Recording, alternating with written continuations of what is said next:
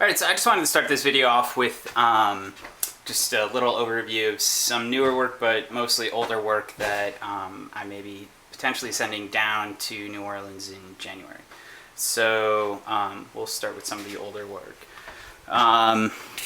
This form right here is a bronze round stock form that's actually kind of representative of this structure called ready testes, which is a part of your testicles that actually the spermatogenesis occurs.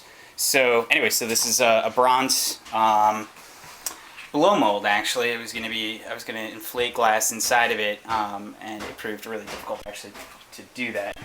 This other form is another bronze blow mold, but it's more of an abstraction of a face. And it's got some really interesting shadows, which I think is actually probably one of the coolest components. That does as well. And then there is a more recent piece that was made over this past winter, which is a cast glass gear that's made out of domestic, which is recycled bottle glass. That's in a metal base with a soil kind of track behind it, and this was for a show that was going on during a symposium at Colgate and SUNY Morrisville on contemporary agriculture and society, and this piece is called Contemp Ag. So you can take what you want from it. It's kind of like a pun of sorts, but anyways, the newer work is something that I'm pretty excited about. And these are basically timbers that are split, and then I'm using basically imagery from like surgical stapling, and this is kind of an issue of technology and resource management, wood being resource, and the past life of the material is kind of taken into account in some of these. I'm doing one with a telephone pole that part of a telephone pole, and so it's this kind of like cobbled together communication system that is again a resource as well as the wood, and also being soaked in this tar. There's this kind of petroleum reference in there as well, and I'm kind of actually really excited about the idea that you go in and some of the cues for the viewer are going to be olfactory scents, so that's kind of cool because it stinks, literally smells weird. So yeah, I'm going to come back out and bring you outside to check out our turkeys soon. Alright, thanks, bye. Alright, so this is an update. That was Bogachitta right there. This is an update for Steve, and we've got progress on the mask to report on. Anyways, so this is where I'm at with it right now. We have it all fleshed out, and I'm going to next week begin on the support structure that I'm going to integrate into this, and then everything else is going to be based off of that. The focus is just to keep it as seamless as possible and make sure that the connections are really simple and straightforward and strong, stable, rigid. Anyways, this is this telephone pole that I was speaking about earlier, that I'm going to do another kind of like stitching or stapling kind of project with. I've got a couple other timbers that I'm working with. Here's another one. I have probably about 3 or 4 of these going on at this point. I'm trying to maintain this kind of like fleshy interior, and so I'm kind of glossing that up a bit. I'm going to start playing with a golden product that actually looks kind of like that spider web, or that chemical smoke stuff that you can get at like a magic shop. But anyways, yeah, so that's the update, Steve. I'm going to go and talk to you a little bit about the turkeys. Again, that's Bogey. Hey, what's up, baby? She's good. She just digs a lot of holes and stuff. So yeah, it's an absolutely beautiful evening up here, and we're working on this project still. This is the never-ending beast. But so for turkeys to qualify as free range, you need to give them about 4 square feet of interior space with an additional 200 square feet of exterior space. It's about 174 and a quarter square feet actually of exterior. So, there they are over there.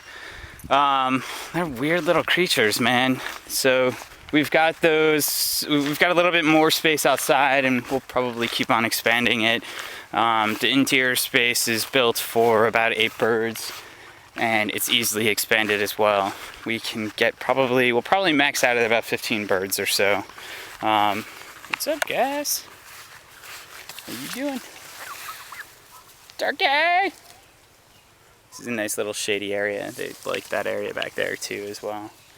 But yeah, so it looks like we have 2 hens and 3 toms. We might even have 4 toms actually. But if you guys want to peck at this, pretty much anything you put through there, they like to go after if they're feeling secure. But now with all the rustling, this is the big bastard. Picks on everybody else. I think that hen was the most curious one, but I don't know. But they're getting new coloration every day, and yeah, they're doing all right. They eat about 15 pounds of cornmeal. This type of cornmeal, it's like this crushed corn, per week, with about half of their food actually coming from out here. And I try to get them to be out here as much as possible. See, they do follow you around. They're weird. I don't know what they want. What you guys want? They really are big on clover. Hey, buddy, come on. Yeah, you gotta watch your fingers with these guys. They're voracious. And Bogey is working on mimicking a turkey call. If we just let her sit there for a little bit longer. All right, hey.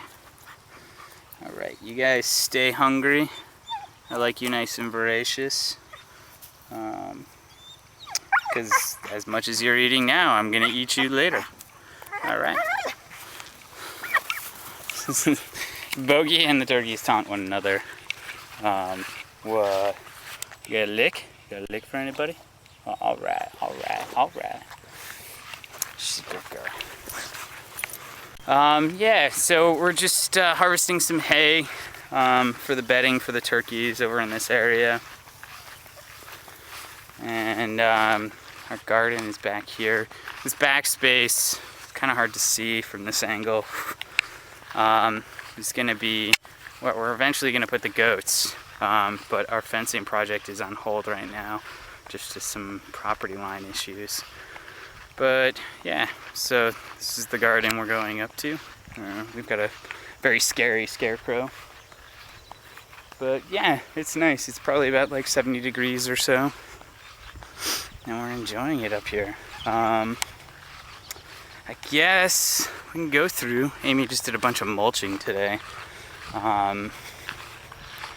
She's basically just putting down hay around and knock down the weeds. We have a fair amount of tomato plants that are doing pretty well.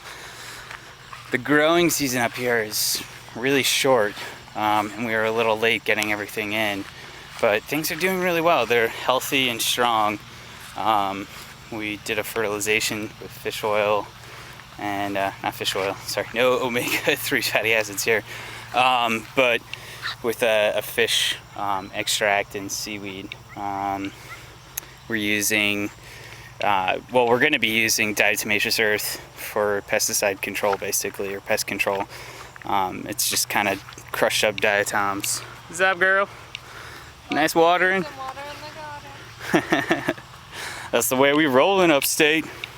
I don't know if you noticed, this scarecrow, this super scary scarecrow, is a pink poodle. We can thank Amy's sister for that. I hope Steph sees this and knows that it's gone to good use, because it is a scary little creature. Yeah, so everything's going pretty well right now. We'll have more updates to come. So yeah, gotta make sure I keep it all kind of organized. Peace, y'all.